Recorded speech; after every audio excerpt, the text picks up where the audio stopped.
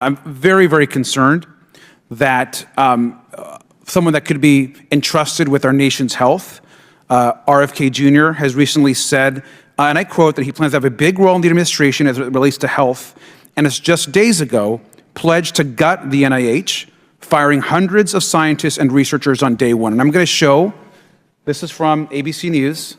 Congress is officially back in session, which means Donald Trump's crazies and cultists in House and Senate are back in full force. And that, unfortunately, includes Marjorie Taylor Greene, who is having as much fun as she possibly could today in a hearing which didn't end up going too well for her. She got out over her skis a little bit, was trying to make jokes, was trying to interrupt Democratic Congressman Robert Garcia, and he quickly shut her up and shut her down in a takedown. I can't wait to get into. But before if I could quickly ask you to leave a like on this video, and if you haven't already, and you enjoy our channel, to hit that subscribe button. It goes a long way, and it really means the world to me. Now, this hearing specifically was on COVID-19 and pandemic preparedness, not a committee that Marjorie Taylor Greene should be on, except to troll, which is exactly what she was doing. So before we get into Robert Garcia's shutdown of her, I want to hear a bit of what MTG had to say.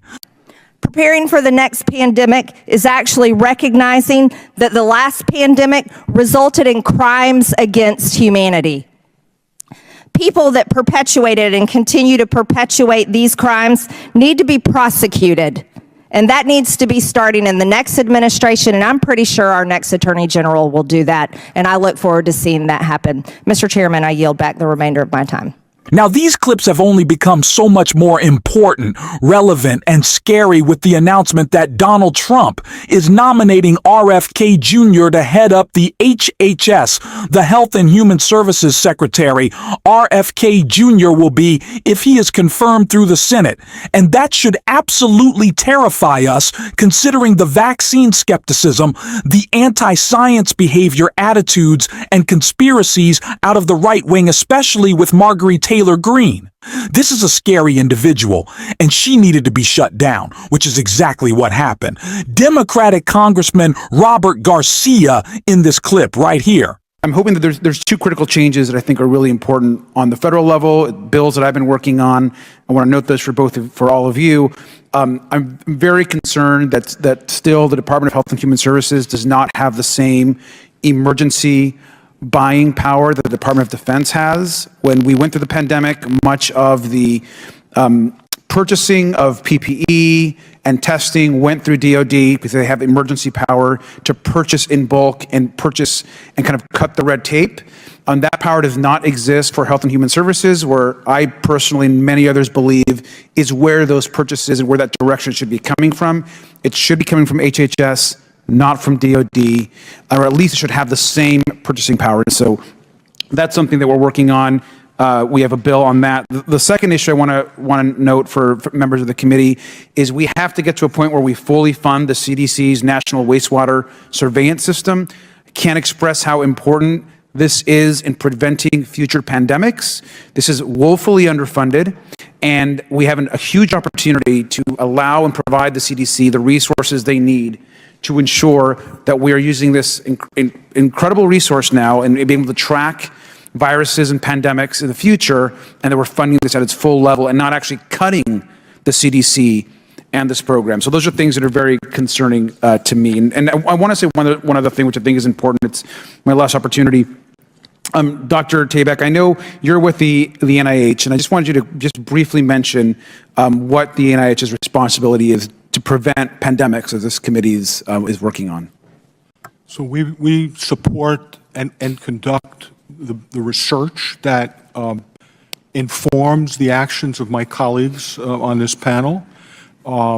We do long-term basic discovery to learn about viruses.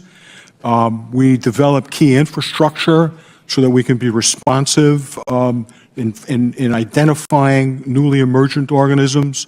We set up appropriate model systems to test the efficacy of potential countermeasures. We have GMP manufacturing facility. And Doctor, I would correct to assume that this is a completely nonpartisan organization, the work. It's essential to our nation's security and preparedness. I've met folks that I've worked with at the NIH and been immense respect for the scientists, doctors, workers that are there. Would you agree it's completely a nonpartisan type of work? Yes, we certainly are not. Then I want to just leave us, as a final thought. I'm very, very concerned that someone that could be entrusted with our nation's health, RFK Jr., has recently said, and I quote, that he plans to have a big role in the administration as it relates to health, and has just days ago pledged to gut the NIH, firing hundreds of scientists and researchers on day one. And I'm going to show, this is from ABC News, the headline that just appeared a few days ago, which, if we're talking about pandemic preparedness, and with all due respect to the committee and the work, the fact that we're considering to bring somebody on with no scientific or medical credentials, who's falsely claimed for decades that vaccines cause autism, who has, quite frankly, said just outrageous comments about science and medicine, that this person would come in to gut the NIH, I think is shameful. I think is shameful.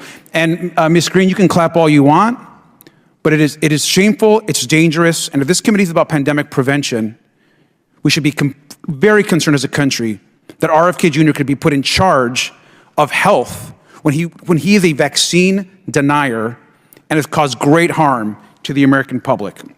I want to say just finally that I'm very concerned that someone that wants to gut the NIH, HHS, and other services could be put in charge of health of any kind in this country. And so I want to thank you, sir, for your service at the NIH and for all the witnesses that are here. And with that, I yield back. We lost over 1 million American lives during the pandemic, and Marjorie Taylor Greene is clapping and making a joke out of it. These people don't actually care about governing, and now they're in the majority. And now RFK Jr. might be HHS secretary. And now we might see one of the greatest assaults on science we have ever seen in American history.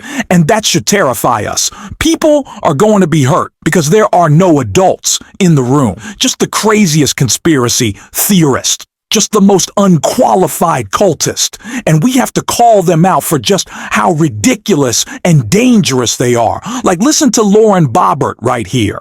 I already find myself on many lists, I'm sure. So I speak my mind often, so why not just keep going with it? May as well just go all out and say it. The earth is flat, birds are government drones, and we've never set foot on the moon, and Joe Biden received 81 million votes in the 2020 election. So let's just see how many lists we could get on here today.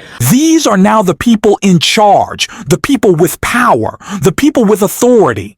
The people making decisions, pushing conspiracies in front of Congress, in our cabinet. We will have some of the most deranged individuals we have ever seen, even more so than the first Trump administration. Donald Trump is bringing his worst to Washington. And of course, Matt Gaetz was the surprise yesterday, but it only gets worse with the RFK Jr. announcement. And the only hope we can have right now is that we can put enough pressure on Lisa Murkowski, Susan Collins, some of the more establishment Republicans in the Senate, and get them to push back, because these people are unserious, and the perfect description of them came from Jasmine Crockett right here. Process. I mean, we are just in uncharted territory, but if anybody is surprised, then I say you haven't been paying attention, because the reality is that we have someone that is not qualified morally or otherwise to be president of the United States. So why would his appointments be qualified?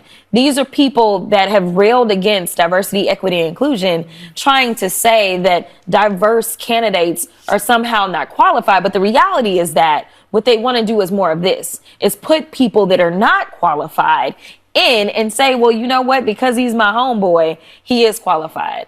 That's not enough. That is what the good old boy system has always been about. And it's why we have not ever reached our maximum potential, because we do take the real qualified people out of the running because they don't bend the knee, or because culturally their background is a little different. MAGA wants to complain about the DEI hires that they exposed to be all across the country and in our government. But look at the type of people that Donald Trump is appointing to his cabinet. The only reason that they're there is because they're loyal to him. What qualifications does Peter Heth have to be Secretary of Defense besides the fact that he's going to kiss Donald Trump's ass and lie on behalf of him? That's it. He'll go after the generals and the military who disagree with Donald Trump. Because as VP Harris tried to warn us about, he's focused on his enemy list first and foremost. These are unserious people with deeply serious consequences that we have to continue to call out, which is exactly what Elizabeth Warren was doing this clip right here. Many things I disagree with Marco Rubio on, and I haven't decided yet about voting for him, but he is qualified. He has experience. We may have differences that would cause me to say, I don't think that he should be Secretary of State, and we'll go through that. We'll listen to the hearings. I want to hear very carefully from him. But what we're talking about with people like Matt Gaetz is very different from what we're talking about with people like Marco Rubio. And we just have to keep that in mind. But do understand with Matt Gaetz, and you've already made this point, he's not the only one out there who is unqualified and who raises whole questions like Tulsi Gabbard does. You really want her to have all of the secrets of the United States and our defense intelligence agencies when she has so clearly been in Putin's pocket? That just has to be a hard no. It is so crazy to think that Marco Rubio, someone who I vehemently disagree with, like Elizabeth Warren said, was kind of the first appointment announced in Donald Trump's administration, kind of this faux calm sense of security that we got thinking, oh, maybe it won't be. Maybe it won't be all that crazy. And boy, were we wrong, because there's a difference between Republicans we can disagree with and Republicans who are just crazy, who are just conspiracy theorists, and who will just make our lives worse. And endanger leader children in the case of RFK Jr. going after vaccines, going after science. We should all be scared. And it's our job to call them out. And that's what we're going to do on this show every single day. And if you want to support that, as always, you can hit that subscribe button. You can leave a like on this video. And if you're stuck around at the end, you can drop a blue heart on the comments. Until next time, I'll see you soon.